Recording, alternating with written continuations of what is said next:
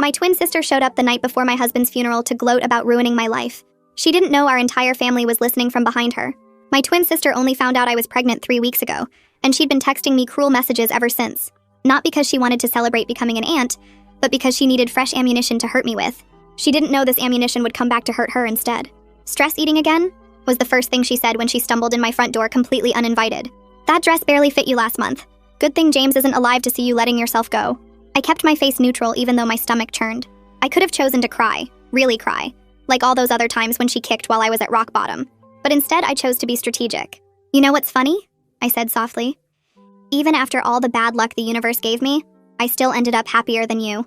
Her eye twitched as I hit a nerve. She'd never been able to keep her mouth shut when she was proud about something, and ruining my life was no different. "You still don't get it, do you?" She started off, her wine sloshing in the bottle she'd brought. "You think all your bad luck was the universe? Poor, pathetic Katie with her terrible life?" She continued. "What are you talking about?" I made my own voice small, vulnerable, pretending to be shocked. In reality, this is the moment I'd been waiting 20 years for. "Well, for starters, Michael didn't ghost you in senior year." Her words slurred. "I screwed him in your bed wearing your perfume, then convinced him you'd been cheating the whole time. He still can't look at either of us." "That's impossible," I whispered, fake tears forming on my eyes. "You were at Mom's that weekend. You were helping with her surgery. Gosh, you really are a little slow." She was enjoying making fun of me, thinking we were alone, thinking I was actually broken and not minutes away from taking everything that is meaningful from her. "Remember when you lost the baby at 16 weeks? She was practically glowing now. "Weird how it happened right after I made you that special smoothie." I gripped the back of the couch, my knuckles white. "How?" I asked, making my voice break, continuing my carefully crafted performance. "How did you get away with all of it? Mom and Dad always take your side, but surely someone would have noticed. The best part?" She was still beaming. "Being your twin means I can be you anywhere. So no matter what I do, Mom still thinks I'm the angel. Remember when my son told Mom he saw you steal from her purse? I coached him for a week, gave him ice cream every time he practiced the lie. Even my idiot husband thinks I'm perfect." "You're lying," I whispered, playing my part. "You wouldn't. You couldn't have." "At least my husband James loved me," I said quietly. "At least I had that. One person who really knew me." Her face went dark. Savage. Then she leaned in close, her breath hot on my face, and said the words that broke us both. "Want to know the best part? When James was dying, when he called from his deployment overseas, I was the last person he spoke to. Told him you were already moving on. He died thinking you didn't love him. The world stopped. Everything else I'd suspected. But this was new information." My knees buckled. She may have devastated me, but she also just put the final nail in her own coffin. "What's wrong?" She was laughing. "Did I finally find the one that hurt? I knew you'd finally show them who you really are." My voice was hollow as I walked to the front door. 28 years had led to this moment. 28 years of being called crazy. "Where are you going?" she called out, amused. "Can't handle the truth? Running away like you always do?" I pulled the door open, and the porch light illuminated them all. The wine bottle slipped from my sister's fingers and shattered. Dad helped Mom to her feet, and when he spoke, his voice was eerily calm. "We put the house in your name because you said Katie was on drugs. We're filing fraud charges tomorrow and transferring it back." Mom was shaking so hard she could barely stand. "I've been sending you $2,000 a month," she whispered. "Every month for 5 years, thinking Katie was the irresponsible one." Her voice cracked. "Never again. The will, the trust fund, we're changing everything tomorrow," Dad continued, still in that terrifying calm voice. "Everything goes to Katie." Then her son, her quiet 7-year-old, stepped forward. "Why did you say those mean things about Aunt Katie?" His voice cracked. "I want to live with Daddy." "Sweetheart, you don't understand." He backed away from her reaching hands. That's when her husband silently removed his wedding ring and let it fall onto my walkway. The small clink echoed in the silence. "My lawyer will handle the custody arrangement. Don't come to the house." James's mother finally found her voice. "You let my boy die thinking he wasn't loved." Each word was precise, sharp as glass. "You're dead to us." Marco, James's army comrade, stepped forward, and for a moment I thought he might actually do something, but he just stood there, fists clenched. "He called out for her," he said quietly, "when he was dying. Called for Katie, and you." My sister stood there in the broken glass, swaying slightly, her face cycling through emotions I'd never seen before. She bent down slowly and picked up a large shard of the broken wine bottle. "If I can't have a life," she said, her voice different now, empty, "neither can you." She took a step toward me, glass glinting in the porch light, and that's when she did something I'll never forget. Marco moved faster than I thought possible. His hand shot out and caught my sister's wrist mid-swing, twisting it hard enough that she screamed and dropped the glass. The shard hit the concrete and shattered into smaller pieces. Dad already had his phone out, his voice steady as he told the 911 operator we needed police right now. Someone was trying to hurt his daughter with a weapon. Mom pushed past Marco and put herself between me and my sister, her whole body shaking so hard I could see it, My sister tried to lunge forward again, but Marco had both her wrists now, holding her away from us while she sobbed and screamed words that didn't make sense. The broken wine bottle pieces crunched under everyone's feet. My hand went to my stomach without thinking, protecting the baby from all of this chaos. My sister kept trying to break free from Marco's grip, her face red and twisted with something I'd never seen before. Dad stayed on the phone with the dispatcher, answering questions in that eerily calm voice while watching his daughter fall apart on my front walkway. James's mother stood frozen near the porch steps, her face white. My nephew was crying now, hiding behind his father's legs. The whole scene felt surreal, like watching it happen to someone else. 2 patrol cars pulled up within 6 minutes, their lights cutting through the darkness and making my quiet street look like a crime scene.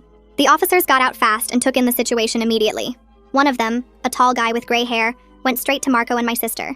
The other officer, a woman with her hair pulled back tight, came to me and Mom. She asked if I was hurt, and I shook my head, but my voice wouldn't work right. The male officer was talking to Marco in a low voice, getting him to release my sister's wrists so he could take over. My sister was still crying and yelling, her words slurred from the wine. The female officer guided me toward my front door, one hand on my elbow like she thought I might fall. Mom followed us. Dad was talking to another officer who'd appeared from the second car, pointing at the broken glass and explaining what happened. I heard him use the word assault and weapon, and it made everything feel more real. The officer asked if we could go inside, so I could give a statement away from all the chaos. My legs felt shaky going up my own porch steps. Inside my house, the officer brought me a glass of water from my kitchen without asking where things were. I couldn't hold it steady. The water sloshed against the sides as my hands trembled. She sat across from me at my dining table and pulled out a small notebook. Mom stood near the doorway, her arms wrapped around herself. The officer asked me to tell her what happened, starting from the beginning. My voice came out flat and distant, like it belonged to someone else. I told her about my sister showing up drunk, about the confession she made, about everyone on the porch hearing it. The officer wrote quickly, asking specific questions about threats and what exactly my sister said. When I got to the part about the glass shard, my hand moved to my stomach again. The officer noticed and asked if I was pregnant. I nodded. She made a note of that, underlining something. Then she asked if I had any security cameras. The question hit me like electricity. My Ring doorbell. It had been recording everything. I pulled out my phone with shaking hands and opened the app. The officer moved her chair next to mine so she could see the screen. There it was, timestamp and everything. My sister's voice coming through crystal clear, confessing to poisoning my smoothie years ago, to sabotaging my relationships, to lying to James before he died. Every cruel word captured in perfect audio. The officer's whole demeanor changed. She asked if she could use my phone to call someone, and I handed it over. She stepped away and spoke in a low voice to whoever answered. I heard her say, recorded confession, and multiple potential charges, and need a detective out here now. She came back and explained that this footage was crucial evidence for building a case against my sister. She asked if I'd be willing to provide it officially, and I said yes immediately. Within an hour, a detective showed up at my door.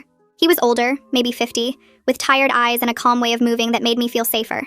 He introduced himself as Detective Harold Ballard and asked permission to come in. He sat at my table and listened to the whole story again, taking his own notes. Then he asked to see the Ring footage. I pulled it up and watched him watch it, his face staying neutral even when my sister confessed to the worst things. He asked if he could download the footage to an official device for evidence. I agreed without hesitation. He pulled out some kind of tablet and walked me through the process of transferring the video file. He explained that this recording could support charges for assault with a deadly weapon, criminal threats, and possibly other offenses. He treated everything seriously, like a real crime instead of just a family fight. That meant more to me than I could explain. While Detective Ballard was still at my house, I heard sirens outside again. Through my front window, I saw an ambulance pulling up. The officers had called it for my sister. Mom made a choking sound and rushed outside. I followed slower, still feeling disconnected from my own body. My sister was sitting on the curb now, an officer standing nearby. She looked smaller somehow, hunched over with her hands cuffed in front of her. The paramedics were talking to her, checking her eyes with a light, asking questions she wasn't answering clearly. One of the officers came over to explain that due to my sister's intoxication level and the risk she posed to herself and others, they were taking her to the hospital for psychiatric evaluation. She'd be held for at least 72 hours for assessment. They were also initiating an emergency protective order that would prohibit any contact with me. The words washed over me like I was underwater. Mom was crying so hard she could barely stand. Dad had his arm around her, holding her up as they watched the paramedics load their other daughter into the ambulance. My sister looked at me once as they closed the doors. Her face was empty, like someone had turned off all the lights inside her. The ambulance pulled away with its lights still flashing, but no siren. After the ambulance left, James's mother approached me carefully. Her face still looked frozen in shock. She asked quietly if she could come inside to talk. I nodded and led her back into my house. Marco followed a few steps behind, positioning himself near the doorway like a guard. We sat in my living room, the same room where I'd sat 1,000 times before, but everything felt different now. James's mother's hands twisted in her lap. Then she started apologizing. For every cold word she'd said to me after James died. For every accusation. For every moment, she'd blamed me instead of supporting me. For believing I'd moved on when he was dying. The words came out broken by tears. I started crying too, finally able to grieve with someone who loved James as much as I did. She told me about the phone call, how my sister had answered my phone and told James I was out with someone else, that I'd been seeing other people while he was deployed, how James had been confused and hurt, asking to talk to me directly, but my sister said I didn't want to talk to him, how that lie had poisoned his last hours. We cried together on my couch, Marco standing silent watch, until we were both empty. Around midnight, my brother-in-law took my nephew home. The little boy was exhausted and scared, his eyes red from crying. Before they left, my brother-in-law pulled me aside. He spoke quietly so his son wouldn't hear. He was filing for emergency custody in the morning. He asked if I'd be willing to provide a statement supporting his petition. I agreed immediately. My nephew needed stability and safety, not the chaos my sister would bring into his life. I watched them walk to their car, my nephew holding his father's hand tight. The boy looked back at me once before getting in, his face confused and sad. I waved and he waved back. Then they were gone and my street was quiet again except for the last patrol car pulling away. I barely slept that night. I lay in bed with one hand on my belly, feeling the baby move and kick. 28 years of betrayal kept playing through my mind like a movie I couldn't turn off. Every bad thing that had happened to me, every piece of terrible luck, all of it had been her. My phone buzzed at 6 in the morning. Ann Haynes, the therapist I'd seen after James died. She'd seen something on the local police scanner report and wanted to know if I was okay. I called her immediately, my voice cracking as I tried to explain. She listened without interrupting and then told me she had an opening that afternoon, that I should come in. I agreed. I needed help processing this before it broke me. Detective Ballard came back the next morning with another woman. She introduced herself as a victim advocate and explained she was there to help me understand my rights and options. They sat at my dining table again, the same spot where I'd given my statement hours earlier. Detective Ballard explained that the ring footage had captured everything from the moment I opened the door. My sister's confession to poisoning my smoothie years ago, her admission about sabotaging my relationships, her lie to James before he died, all of it recorded with timestamps and clear audio.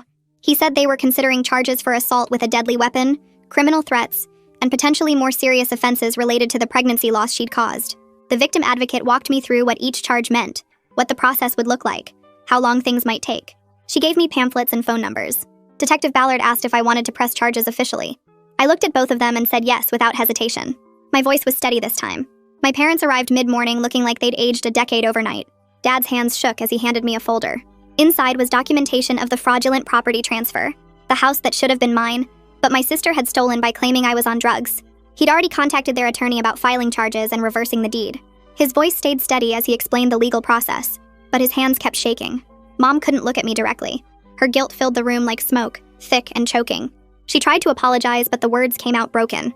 I told them I needed time, that I appreciated the documentation, but I couldn't process their apologies right now. Dad nodded and said they understood. They left the folder on my table and let themselves out. Through my front window, I watched them sit in their car for a long time before driving away. Neither of them looked at my sister's house across the street. That afternoon, I sat in the exam room at Dr. Woodward's office, the paper crinkling under me as I tried to stay still. She came in with her tablet and a calm expression that made me want to cry just from the kindness in it. She asked me to describe what happened, and I gave her the short version while she typed notes. Then she had me lie back for the ultrasound, and I watched the screen as she moved the wand across my belly. The baby was moving. Little flutters and kicks that showed up as motion on the grainy image. Dr. Woodward pointed to the heartbeat and said it looked strong and steady. She measured different parts and took screenshots, her face focused but not worried. Then she checked my blood pressure 3 times because the first reading was high. She wrote down the numbers and said it was raised but not dangerous, just something to watch. I showed her the scratches on my arm from when Marco grabbed my sister's wrist and the glass fell. They were shallow, barely breaking the skin, but Dr. Woodward photographed them anyway with her phone and printed the images for my records. She added them to a report she was writing that documented the stress event and my physical state. Before I left, she scheduled me for weekly appointments instead of monthly ones, saying we needed to monitor things closely given everything happening. I drove home feeling like at least the baby was okay, which was the only thing keeping me together. The next morning, I met with the attorney my parents hired, a man named Morrow who had an office downtown in a building with too much marble. He shook my hand and offered me coffee, which I accepted just to have something to hold. We sat at his conference table and he opened a thick folder with my name on it. He explained that he would be handling both the criminal case coordination and the civil remedies for the property fraud. His voice was steady and professional as he walked me through what each process would involve. The criminal case was in the DA's hands, but he would coordinate with them and represent my interests. The property fraud was a separate civil matter that would take months to resolve through the courts. He was clear about the timeline being long and the process being hard on me emotionally, but he said the evidence was overwhelming, especially with the doorbell footage and multiple witnesses. I signed papers authorizing him to coordinate with Detective Ballard and represent me in all legal matters. He asked detailed questions about my sister's past behavior, and I told him everything I could remember. He took notes and said he would compile a comprehensive file. When I left his office 2 hours later, I felt like I had handed off a huge weight to someone who could actually carry it. Detective Ballard called me that evening with an update about my sister. The 72-hour psychiatric hold had been extended to a full week after her evaluation. The doctors found severe personality disorder traits and said she was still a risk. Her attorney, someone named Powers, had contacted Morrow trying to set up some kind of negotiation. I told Morrow through a quick call that I refused all contact except through legal counsel. No calls, no letters, no messages through family, nothing. The protective order hearing was scheduled for 2 weeks out, which gave me temporary space to breathe. Detective Ballard said the emergency order was still in effect until then, meaning she couldn't come near me or my house. I thanked him and hung up, then sat on my couch staring at nothing for a while. My brother-in-law filed for emergency custody the same week. I found out when he texted me asking if I would provide a written statement supporting his petition. I said yes immediately, and spent an hour writing out what I witnessed, what my nephew said, how scared he looked. The court granted temporary placement with him pending a full hearing. They assigned a child counselor named Sterling to work with my nephew, someone who specialized in helping kids process family trauma. She met with him several times that first week. My brother-in-law told me later that my nephew said he was scared of his mom now and didn't want to see her. Hearing that broke something in me, even though I knew he was safer this way. He was 7 years old and his whole world had exploded. I wrote another statement for the counselor describing what I saw that night, how my sister tried to attack me in front of him, how he begged to live with his daddy. The next few days passed in a weird fog. I went to work and came home and took care of basic tasks, but my brain felt like it was trying to process too much information at once. 28 years of memories were shifting, rearranging themselves into new patterns. Things I had blamed myself for suddenly had different explanations. Anne fit me in for extra sessions that week. During one of them, she had me create a timeline on a big piece of paper. We listed every major bad thing that had happened to me going back to high school. Then we went through each one and marked which ones my sister had confessed to, or which ones matched her pattern. Seeing it laid out visually made something click. The sabotage wasn't random bad luck. It was targeted and consistent and deliberate. I felt validated and furious at the same time. The anger was uncomfortable because I wasn't used to feeling it. I had spent so long being sad and defeated, but Anne said the anger was healthy and necessary, that I needed to feel it instead of pushing it down. Detective Ballard called again a few days later. He said they were moving forward with charges for assault with a deadly weapon and criminal threats. They were also investigating the pregnancy loss as potential assault causing injury. The DA's office was reviewing the confession recording to determine if it was admissible and what other charges might apply. He asked if I wanted to formally press charges, and I said yes without hesitating. My voice stayed steady as I gave consent to pursue every legal avenue available. He said someone from the DA's office would contact me soon to go over my options and what to expect. After I hung up, I sat at my kitchen table and cried for the first time since that night. Not sad crying, angry crying. The kind that leaves you shaking and exhausted. Marco texted me asking if he could visit. I said yes, and he came over the next afternoon carrying a cardboard box. He set it on my coffee table carefully and said James's mother wanted me to have it. Inside were James's personal things from his deployment. Letters he had written but never sent. Dozens of them in his handwriting. Photos from our wedding that he had kept with him. His dog tags on the chain he always wore. I picked up the letters with shaking hands, and Marco said I didn't have to read them now. But then he started telling me stories about James's final weeks. How he talked about me constantly. How he counted the days until he could come home. How he showed everyone our wedding photos and bragged about his wife. Marco's voice cracked when he said James called out for me when he was dying. Not for his mom or anyone else. For me. I held the dog tags and cried while Marco sat there quietly, letting me process it. The doorbell footage got formally entered into evidence that same week. A tech team verified its authenticity and created something called a chain of custody certification. Morrow called to explain that this recording was devastating evidence because my sister had confessed to specific crimes with multiple witnesses present who could back up what they heard. The DA was building a case that went beyond simple assault. They were looking at a pattern of long-term criminal behavior, identity theft, fraud, intentional harm. The recording captured all of it with timestamps and clear audio. Morrow said this was the kind of evidence that could support multiple charges and make a plea deal more likely because going to trial would be suicide for her defense. My parents met with their financial advisor to document everything they had sent my sister over 5 years. It added up to $120,000, money they thought was going to me to help me recover after James died. Dad was pursuing fraud charges for the property transfer and demanding full restitution. He called me after the meeting and said they had everything documented and ready to file. Then he put Mom on the phone. She apologized through sobs so hard I could barely understand her. She said she was sorry for believing the lies, for not protecting me, for choosing my sister over me again and again. I didn't know what to say, so I just listened until she stopped talking. Then I told her I needed time to process everything. She said she understood and that she loved me. I said I loved her too, which was true even though I was still angry. I spent that evening scrolling through Facebook until I found Michael's profile. My high school boyfriend who ghosted me senior year. I stared at his page for a long time before typing out a message. I kept it simple. asking if he would be willing to talk about what happened between us back then. I explained that I had recently learned some things and needed to understand what really went down. I hit send before I could overthink it. He responded within an hour. He said he had wondered for years if I ever learned the truth. He said he would be happy to meet me for coffee that weekend and explain everything. I agreed and we set a time and place.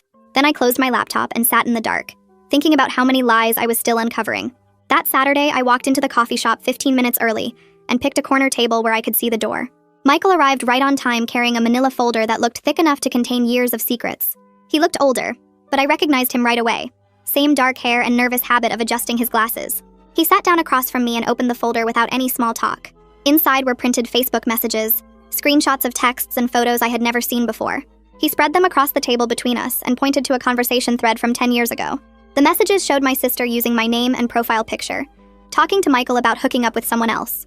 He pulled out another printout showing the metadata proving the messages came from her IP address, not mine. Then he showed me photos of us from senior year, and in 3 of them you could see my sister in the background watching us. He explained how she had shown up at his dorm that weekend wearing the same perfume I always wore, how she knew things only I should have known, how she convinced him I had been cheating with his roommate. He said he broke things off without even talking to me because he was hurt and angry. Then he showed me the fake text messages she had created, screenshots that looked like they came from my phone, but the timestamps did not match up with when I actually had my phone. He had kept everything because something felt wrong about the whole situation, but he could not figure out what. Now he knew she had pretended to be me and destroyed our relationship on purpose. I took photos of everything with my phone and asked if I could keep the originals. He said yes and apologized 3 more times for believing her lies. I told him it was not his fault, that she had fooled everyone including our parents for decades. We talked for another hour about what she had done and how long this had been going on. He said he would help however he could, that he wanted to make up for not questioning things back then. I thanked him and left with the folder tucked under my arm, already planning my next move. The next morning, I called Detective Ballard and asked if I could bring him some new evidence. He told me to come by the station that afternoon. I showed up with the manila folder and explained everything Michael had given me. Ballard went through each document carefully, taking notes and asking questions about dates and details. He said this evidence showed a clear pattern of identity theft and fraud going back years. He explained that having proof she had impersonated me multiple times strengthened the current case because it proved this was not just one bad decision, but a long history of planned deception. He added the documents to his growing file and said the DA would want to see this.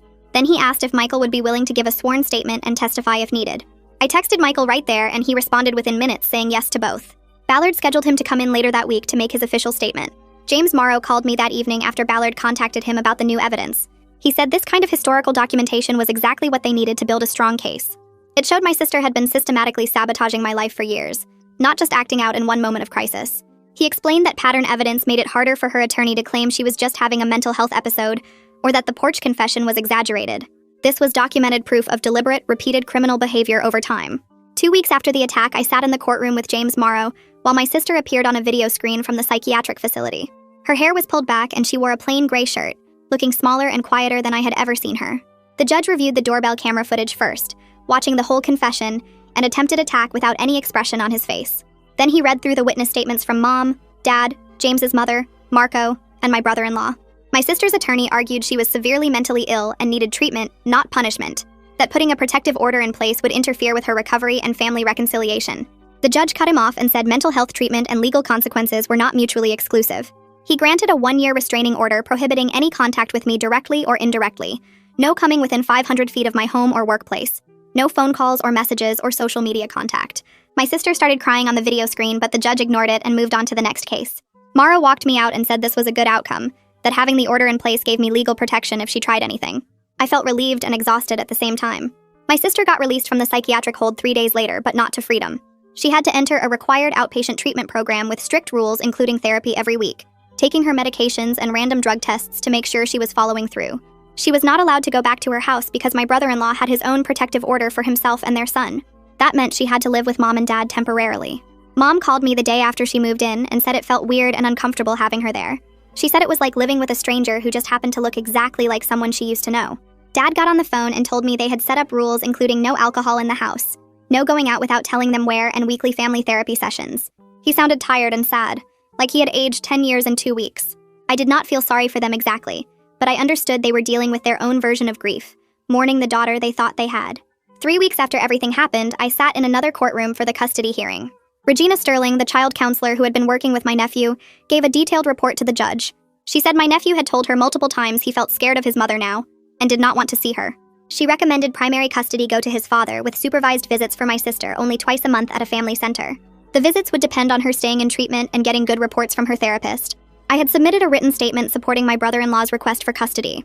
In it, I described the confession, the attack, and my concerns about my nephew's safety, based on everything my sister had admitted to doing. The judge read my statement out loud in court, and my sister's attorney objected, but the judge overruled him. Then the judge granted primary custody to my brother-in-law exactly like Regina Sterling had recommended. My sister would get 2 supervised visits per month starting in 30 days, but only if her treatment team said she was stable enough. She could not take my nephew anywhere alone, and she could not discuss the case or say bad things about anyone in the family during visits. If she broke any rules, the visits would stop immediately. My brother-in-law looked relieved when the judge made the final order. I was glad my nephew would be safe and have stability while everything else was chaos.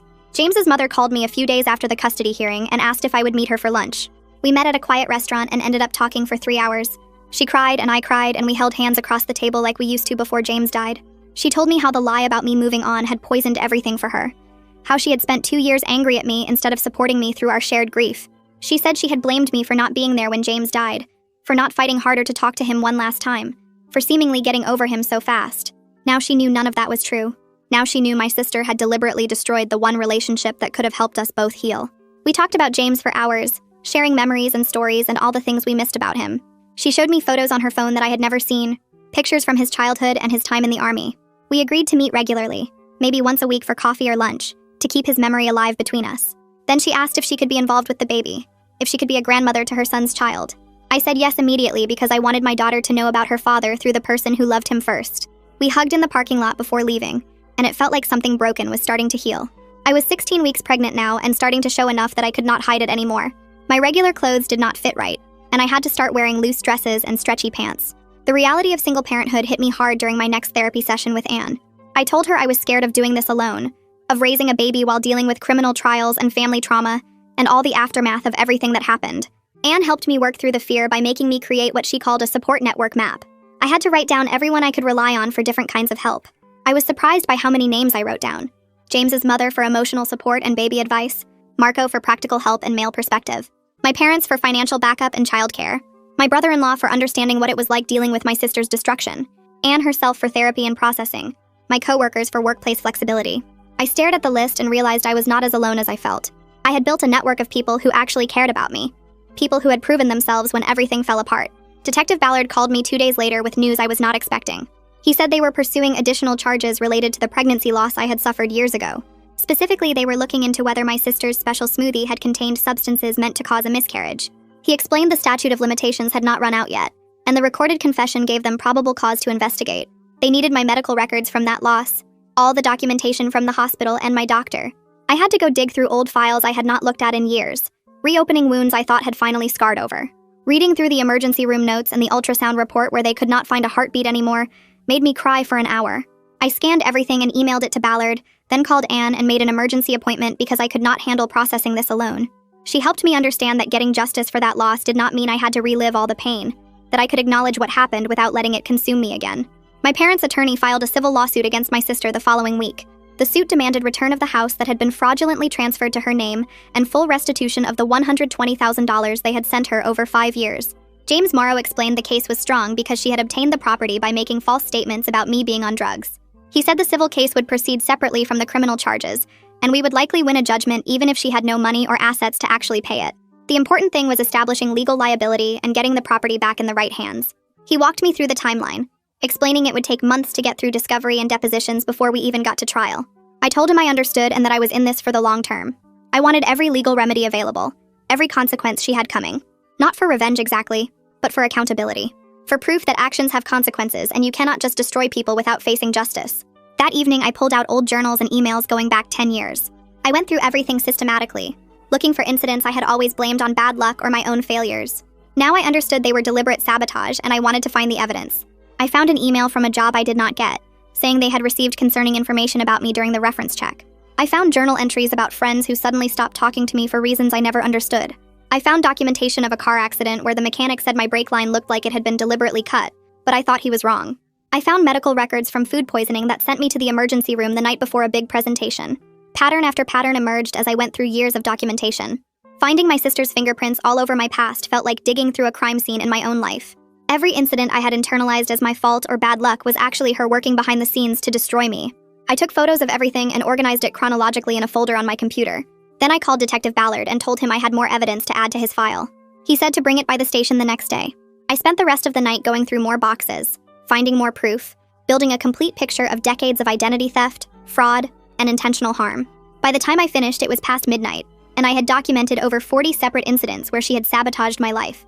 40 times she had pretended to be me, lied about me, or directly harmed me while everyone thought I was just unlucky or incompetent. The evidence was overwhelming, and Detective Ballard was building a case that would show exactly who my sister really was. 3 weeks after I handed over all the evidence to Detective Ballard, the DA's office called me in for a meeting. They sat me down in a conference room with harsh fluorescent lighting and told me they were moving forward with charges against my sister for assault with a deadly weapon, criminal threats, identity theft, and fraud. The prosecutor explained they were still looking into the pregnancy loss from years ago, but proving she intended to cause harm with that smoothie was nearly impossible despite her confession on tape. The recording gave them her words, but medical experts couldn't definitively link specific substances to the miscarriage after all this time. I felt disappointed but understood the limitations of what they could prove in court. Randolph Powers, my sister's attorney, immediately started calling James Morrow trying to negotiate some kind of plea arrangement, but the DA wasn't interested in deals yet, given how many crimes she'd committed over such a long period. 2 days later, I got a call from Anne asking me to come in for an emergency session, because my sister's treatment team had filed a report with the court. When I arrived at her office, Anne showed me the document explaining that my sister was barely participating in her mandatory therapy and refused to take responsibility for anything she'd done. According to her therapists, she was now claiming the whole confession was exaggerated because she was drunk, and that I had somehow set her up and manipulated the situation to make her look bad. Reading those words made my hands shake with anger because she was still lying, still trying to twist reality to make herself the victim. Anne waited until I finished reading before pointing out something I hadn't considered. The fact that my sister was deflecting blame and showing no genuine remorse actually helped our case because it demonstrated to the judge that she hadn't learned anything and posed an ongoing risk. Courts take lack of remorse seriously when deciding sentences and protective order durations. I left feeling slightly better, understanding that her own behavior was building the case against her stronger than any evidence I could provide. That weekend, 2 messages showed up in my Facebook inbox from people I hadn't heard from in years. The first was from Sarah, a friend from college who I'd lost touch with junior year, under circumstances I never fully understood. She wrote that Michael had posted something vague about discovering he'd been lied to about someone years ago, and it made her wonder if the same thing had happened to her. Sarah explained that during our junior year, someone who looked exactly like me had shown up at a party and told everyone I'd been talking badly about them behind their backs. She'd confronted me about it, and I had no idea what she was talking about, which made her think I was lying. Now she realized it had been my twin sister impersonating me and destroying my friendship systematically. The second message came from David, someone I'd worked with at a retail job 5 years ago. He said he'd heard through mutual friends about what happened and wanted me to know that my sister had called the store manager pretending to be me, saying I was quitting without notice. I'd shown up for my next shift completely confused about why I'd been terminated, and the manager showed me the call log with my phone number. I'd thought it was some kind of billing error or system glitch.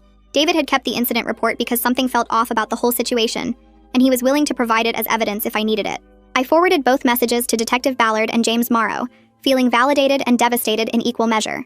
Every new piece of information revealed just how extensive my sister's campaign against me had been, spanning decades and touching every part of my life. At my 20-week ultrasound appointment, Dr. Woodward moved the wand across my belly and told me I was having a girl. I started crying right there on the exam table, thinking about James and how much he would have loved having a daughter. When I called James's mother that evening to tell her, she cried too, happy tears mixed with grief for her son who would never meet his child. We talked for over an hour about baby names and nursery colors, and she asked if she could buy the crib as her gift.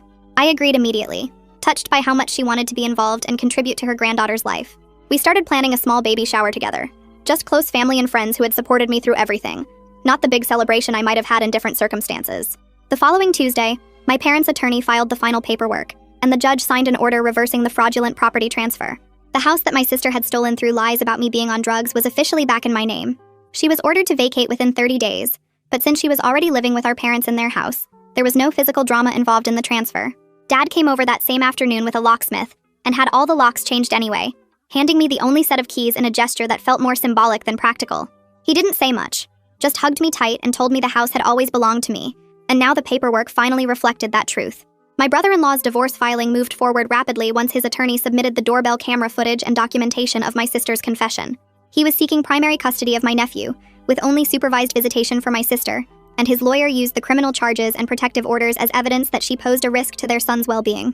His attorney contacted me asking for another written statement, this time specifically about my nephew. and why I thought supervised visitation was necessary. I spent an entire evening writing 3 pages about the incident where she'd coached him to lie about me stealing, about how she'd tried to attack me in front of him, about the importance of protecting his emotional safety during this chaotic time. I submitted it to the court knowing I was helping take a mother away from her child, but also knowing that child deserved better than what she could offer right now. Detective Ballard called me into the station 6 weeks after opening his investigation into the pregnancy loss. He sat across from me in the same interview room where I'd given my original statement and explained that he was closing that particular aspect of the case. He'd consulted with 3 different medical experts who all said the same thing, that while certain substances could potentially cause miscarriage, proving specific intent and direct causation from an incident years ago was impossible. The confession gave us her words admitting she'd done something to that smoothie, but without knowing exactly what she'd put in it or having any physical evidence, there was no way to build a prosecutable case. I felt disappointed, but I understood the limitations of what the legal system could do. At least the recording gave me personal certainty about what she'd done, even if we couldn't hold her criminally responsible for it. 2 weeks later, James Morrow called saying the DA had put together a plea deal offer. My sister would plead guilty to assault with a deadly weapon and identity theft, receive 3 years probation instead of jail time, continue mandatory mental health treatment, maintain all protective orders, and pay restitution for damages. Randolph Powers was recommending she accept, because going to trial risked a much harsher sentence, including potential jail time. James explained this was actually a reasonable outcome that held her accountable, while avoiding the trauma of a trial, where I'd have to testify and relive everything in front of a jury. Before my sister could accept or reject the deal, the DA scheduled a victim impact session where I could provide input on the terms. I sat in another sterile conference room and told the prosecutor I wanted accountability and protection more than punishment. The protective orders mattered more to me than jail time. The mandatory treatment mattered because maybe it would actually help her. I also requested restitution for my therapy costs, and for the money my parents had sent her over 5 years thinking it was going to me. The DA took notes and nodded, incorporating my requests into the final offer they'd present. 3 days before the trial was scheduled to begin, my sister accepted the plea deal. James Morrow picked me up and drove me to the courthouse where I sat in the gallery with my parents watching her stand before the judge. She wore a conservative dress and kept her eyes down as she pleaded guilty to the reduced charges. The judge asked if she wanted to make a statement, and she read something brief from a piece of paper her attorney had prepared, apologizing for her actions and promising to do better. It felt hollow and scripted, words chosen to satisfy the court rather than express genuine remorse. The judge sentenced her according to the plea agreement and then looked directly at her with a stern expression, warning that any violations of the protective orders or probation terms would result in immediate jail time. She nodded silently and was led away by her probation officer for processing, while I sat there feeling strange and empty, like I'd been holding my breath for months, and finally exhaled, but couldn't quite figure out how to breathe normally again. The restitution hearing happened 2 weeks later in a smaller courtroom with just me, James Morrow, my sister, and Randolph Powers present. The judge reviewed the financial documentation my parents provided showing $120,000 sent over 5 years, plus my therapy bills totaling $8,000. James Morrow explained to me beforehand that we were asking for $58,000 total with a payment plan structured over her 3-year probation period. My sister sat at the defendant's table looking down at her hands while the judge outlined the payment schedule, roughly $1,600 monthly. Powers tried arguing she had limited income and couldn't afford those payments, but the judge cut him off and said the judgment stood regardless of her ability to pay. James leaned over and whispered that collecting would be challenging since she worked part-time retail, but we could pursue wage garnishment and other collection methods if she defaulted. I nodded, knowing it was more about the principle than actually getting the money back. The judge banged his gavel and my sister signed the restitution agreement without looking at me once. Walking out of the courthouse, James told me to keep detailed records of any payments received and report immediately if she missed any. 3 days after that hearing, my brother-in-law texted asking if I could meet him for coffee to discuss the custody arrangement. We sat in a quiet corner booth while he showed me the finalized custody order on his phone. He had primary custody with my sister getting supervised visitation twice monthly at a family center downtown. Regina Sterling would continue working with my nephew and monitoring the visits to make sure they weren't harmful. My brother-in-law looked exhausted, dark circles under his eyes, and he told me his son had been asking about me lately. The kid wanted to know if he could meet the baby when she was born, which made my chest tight with emotion. I told him, of course, that I wanted to maintain connection for my nephew's sake. He thanked me quietly and said Regina reported the boy was adjusting well to the new normal, sleeping better, less anxious at the school. We agreed to set up regular visits once the baby arrived so my nephew could have some stability and positive family connection. That same week, I hit 24 weeks pregnant and started having cramping that scared me enough to call Dr. Woodward's emergency line at midnight. She told me to come in first thing in the morning for monitoring. The ultrasound showed the baby was fine, but my blood pressure was elevated and I was having some early contractions. Dr. Woodward put me on modified bed rest for 2 weeks. No work, limited activity, just rest and monitoring. I called James's mother from the parking lot and she immediately said she was coming to stay with me. She showed up that afternoon with 2 bags of groceries and her overnight bag, setting up in my guest room like it was the most natural thing in the world. Mom texted asking if she could help too, but I wasn't ready for that level of closeness yet. so I told her prepared meals would be appreciated. She started dropping off containers of soup and casseroles every few days, leaving them on the porch with little notes. James's mother cooked, did laundry, kept me company during those 2 weeks, and I realized how much my support network had grown. Anne's office called during my bed rest to reschedule my appointment, and when I explained why, she offered to do a phone session instead. We talked for an hour about the complicated grief of losing my sister even though she was still alive. The twin I thought I knew never really existed, and mourning that imaginary relationship while dealing with the real person's betrayal was uniquely painful. Anne said she wanted to introduce me to her colleague Temperance Haynes, who specialized in family estrangement and reconciliation. I started seeing both of them, Anne for trauma processing and Temperance for family dynamics. My first session with Temperance happened via video call while I was still on bed rest, and she asked detailed questions about my childhood and family patterns. She helped me see how my parents' enabling behavior had created the perfect environment for my sister's manipulation to thrive unchecked. 2 weeks later, when my bed rest ended and I got cleared to resume normal activity, my parents asked through James Morrow if we could do family therapy together. I discussed it extensively with both Anne and Temperance before agreeing cautiously. Our first session was awkward, everyone sitting stiff in Temperance's office, but she guided us through establishing ground rules and goals. The second session was when everything broke open. Dad started crying while admitting he ignored red flags because it was easier than confronting his golden child. He said he saw signs something was wrong with how my sister treated me, but he convinced himself it was normal sibling rivalry. Mom's guilt was so heavy it felt like another barrier between us. Her apologies constant but almost performative. Temperance had to redirect her several times to focus on rebuilding trust through actions rather than just expressing remorse. We agreed to monthly sessions and I set clear boundaries about what I needed from them moving forward. A week after that difficult therapy session, James's mother called saying she and Marco wanted to organize a small memorial service for James, now that the truth about his final call was known. We gathered at the Veterans Cemetery where he was buried on a Saturday morning, just the three of us plus my parents and brother-in-law.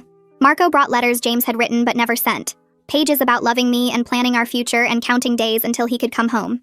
Marco read them out loud in his steady military voice while I stood there crying, one hand on James's headstone and one on my belly.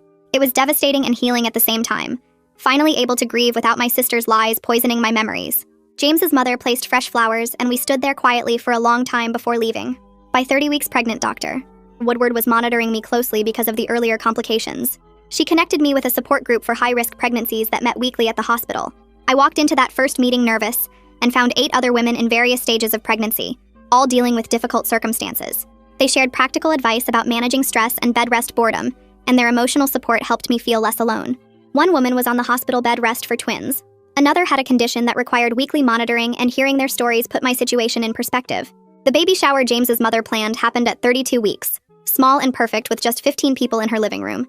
My parents came and gave me a generous check toward baby expenses, their way of trying to make amends financially. My brother-in-law brought my nephew who was excited and kept asking questions about his baby cousin. When the baby kicked hard enough to see through my dress, my nephew carefully touched my belly with wide eyes and asked if she was saying hello to him. Everyone laughed and I felt genuinely happy surrounded by people who cared. 2 days after the shower, I got a message request on Instagram from an account I didn't recognize. The profile had no posts and no followers, but the message was long and rambling. My sister apologizing but also accusing everyone of lying about her and manipulating the situation. I screenshot everything immediately and called Detective Ballard. He told me to forward it to my sister's probation officer too, which I did within minutes. The violation hearing happened fast, my sister standing before the same judge who'd sentenced her originally. He extended her probation by 6 months and ordered electronic monitoring, a GPS ankle bracelet she'd have to wear constantly. Randolph Powers looked exhausted, trying to argue she'd just made a mistake, but the judge wasn't having it. At 34 weeks pregnant, I got a call from Regina Sterling saying my sister's supervised visitation had been suspended. Apparently, she spent the entire last session crying and trying to convince my nephew that everyone was lying about her, that I had set her up, that his dad was keeping them apart on purpose. Regina said it was harmful to his progress and recommended 90-day suspension until my sister demonstrated genuine stability. The family court judge agreed, and my brother-in-law texted me after saying his son seemed relieved not to have those visits hanging over him anymore. 2 weeks after the visitation suspension, my parents completed the legal process of changing their will and trust documents. Dad came over with the paperwork to explain everything, his reading glasses sliding down his nose as he walked me through each section. Everything now went to me with specific provisions for my daughter and my nephew, protecting both kids' futures. He sat at my kitchen table and told me this wasn't about punishing my sister, but about protecting family assets from someone who'd proven she couldn't be trusted with money or responsibility. Randolph Powers sent a formal letter of protest to their attorney claiming the changes were made under duress, but Dad's lawyer responded that my parents had every legal right to distribute their estate however they wanted. The protest went nowhere because there was nothing illegal about changing a will based on new information about a beneficiary's character. At 37 weeks pregnant, I woke up at 3 in the morning with contractions that felt different from the practice ones I'd been having. I timed them for an hour before calling James's mother, who arrived at my house within 20 minutes still in her pajamas.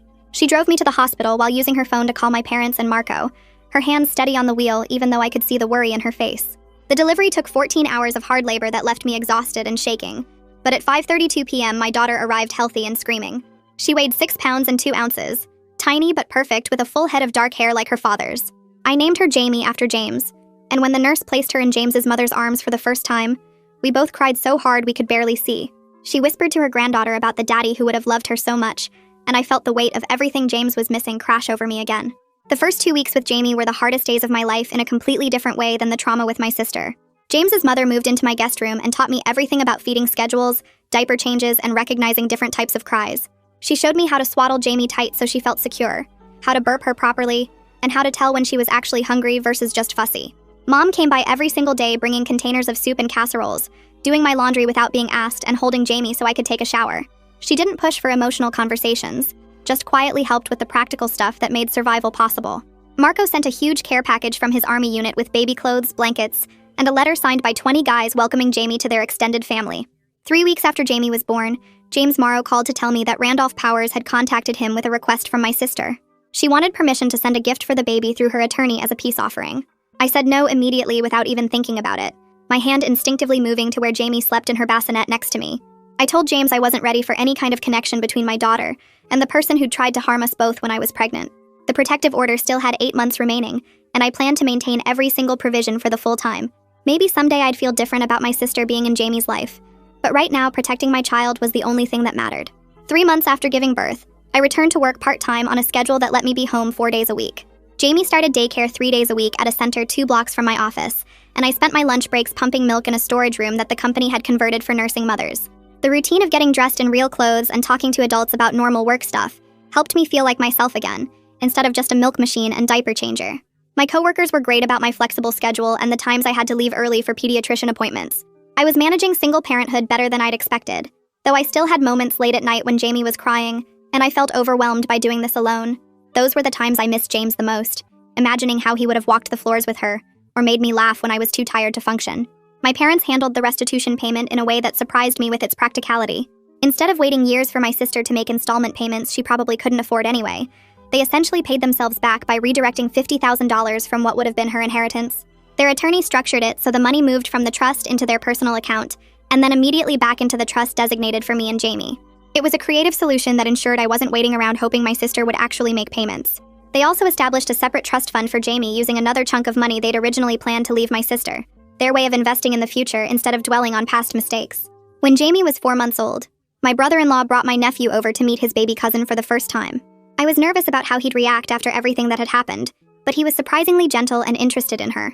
He sat on my couch and let me show him how to support her head, his face serious with concentration as he held her carefully.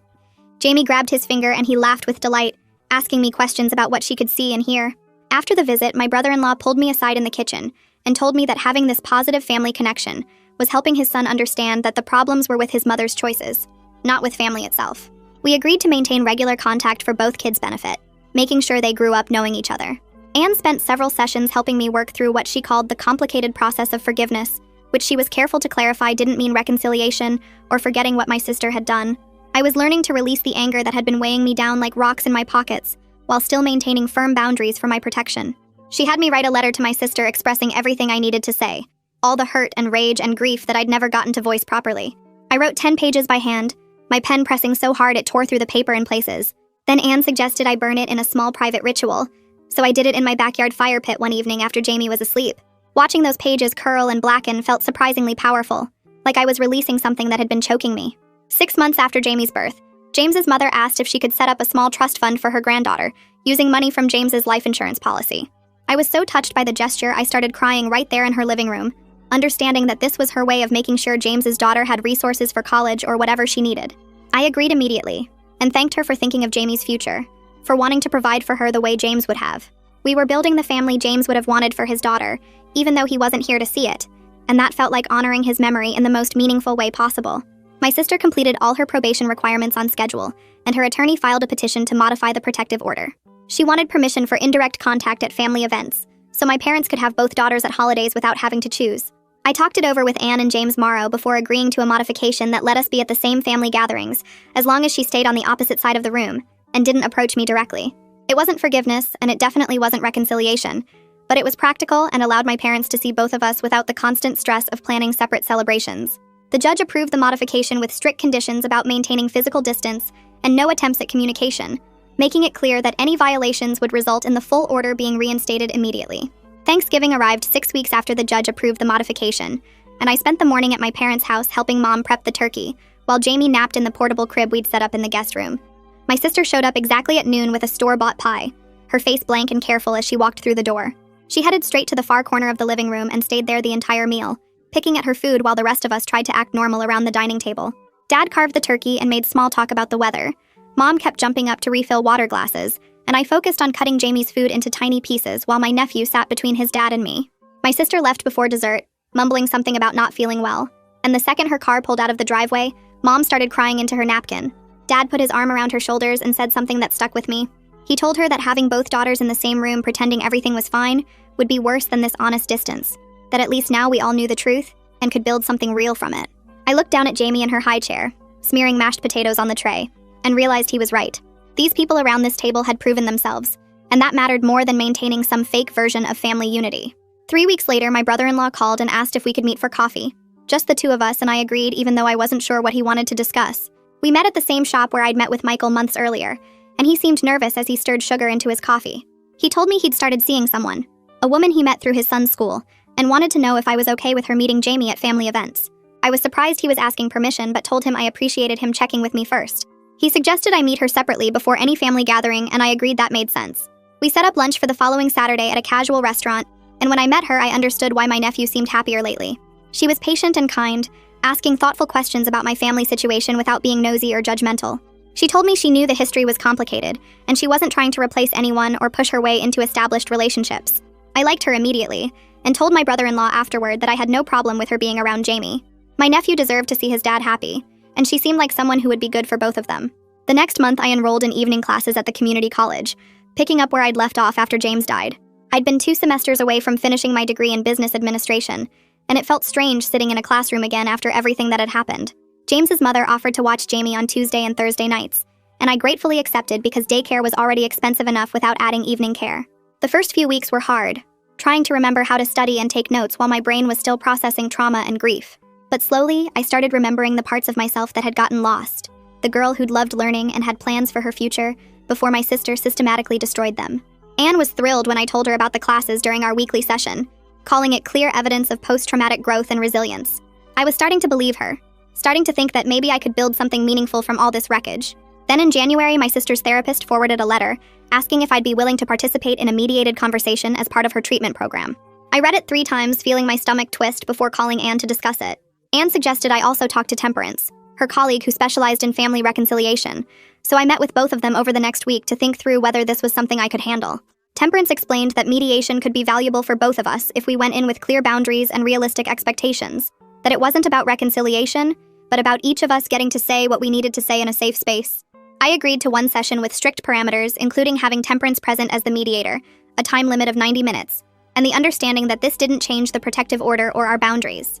The session happened on a cold February morning in Temperance's office, my sister sitting across from me looking smaller than I remembered. She apologized for what she'd done, but even as she spoke, I could hear the subtle ways she deflected responsibility, saying she'd been struggling with mental health issues and didn't fully understand the impact of her actions. There were a few moments where something that looked like genuine remorse crossed her face, particularly when she talked about lying to James before he died, and those moments felt real even if the rest felt scripted. I told her I accepted her apology but that it didn't change anything between us, that I needed the distance to protect myself and my daughter. When I left, I felt like it had been worthwhile, even though it didn't resolve anything or make me want to rebuild our relationship. At least I'd gotten to say my piece and she'd heard it directly from me instead of through lawyers and family members. Jamie's first birthday party in March was everything I'd hoped for, a celebration of survival and new beginnings with everyone who'd supported us through the darkest time. James's mother made a beautiful cake decorated with purple and yellow butterflies, telling me they symbolized transformation and new life. My parents showed up relaxed and smiling, so different from the tense, walking on eggshells people they'd been during my childhood, when they were always managing my sister's moods and demands. Marco flew in from his new duty station in Georgia, bringing a huge stuffed bear and a photo album he'd put together showing Jamie's daddy in his uniform with his army buddies. He sat with me after cake and told stories about James, the funny things he'd said and done, the way he'd talked about coming home to me and starting our family. It hurt, but it was a good hurt. The kind that comes from remembering someone you loved instead of avoiding the memories because they're too painful. During the party, my nephew asked if he could call me Aunt Katie, something he hadn't done since before everything happened. I told him of course he could, trying not to cry, and he threw his arms around me in a tight hug before running off to play with Jamie's new toys. My brother-in-law found me in the kitchen a few minutes later and thanked me quietly for maintaining the connection, despite everything his ex-wife had done. He said it gave his son a sense of family stability and helped him understand that the problems were with his mother's choices, not with family itself. I was glad I could do that for him, glad that something good was coming out of all this pain. 18 months after Jamie's birth, I walked across the stage at the community college graduation ceremony, accepting my degree while my parents and James's mother cheered from the audience. It was a small thing in the grand scheme of everything that had happened, but it represented reclaiming my future from my sister's sabotage. I was considering graduate school eventually, maybe getting an MBA, but for now I was focused on being present for Jamie and continuing to heal from everything we'd been through. 2 years after that night on the porch when my sister confessed everything, I had a stable job as an office manager, a happy toddler who was starting to talk in full sentences, and people around me who genuinely loved and supported me. My relationship with my parents were better than it had ever been, built on honesty instead of the illusion they'd maintained for so long. James's mother was Grammy to Jamie, showing up for every milestone and doctor's appointment, and Marco was Uncle Marco, who sent cards and presents from wherever the army stationed him. My sister and I maintained careful distance at family events, staying on opposite sides of the room and leaving if things got too uncomfortable. The protective order had expired, but I kept her at arm's length by choice now, not because a court said I had to. I started dating someone I met through work about 6 months ago, a guy from the accounting department who asked me to lunch one day, and somehow made me laugh despite my complicated history. We were taking it slow because I had a lot of baggage and a toddler to think about, but Jamie adored him, and he was patient with my boundaries and need to protect my daughter. Life wasn't perfect, and I still had hard days when the weight of everything that happened felt crushing, but I was genuinely happy in a way I never thought possible 2 years ago. My sister's attempts to destroy me had ultimately freed me to build an authentic life surrounded by people who saw and valued the real me, and I was raising my daughter in truth rather than manipulation. That felt like the best revenge and the best healing all at once. That's the story and the small lesson tucked inside. I love when these moments actually turn into something you can use in real life. Even if it's tiny, that spark matters. Subscribe so you don't miss what's next.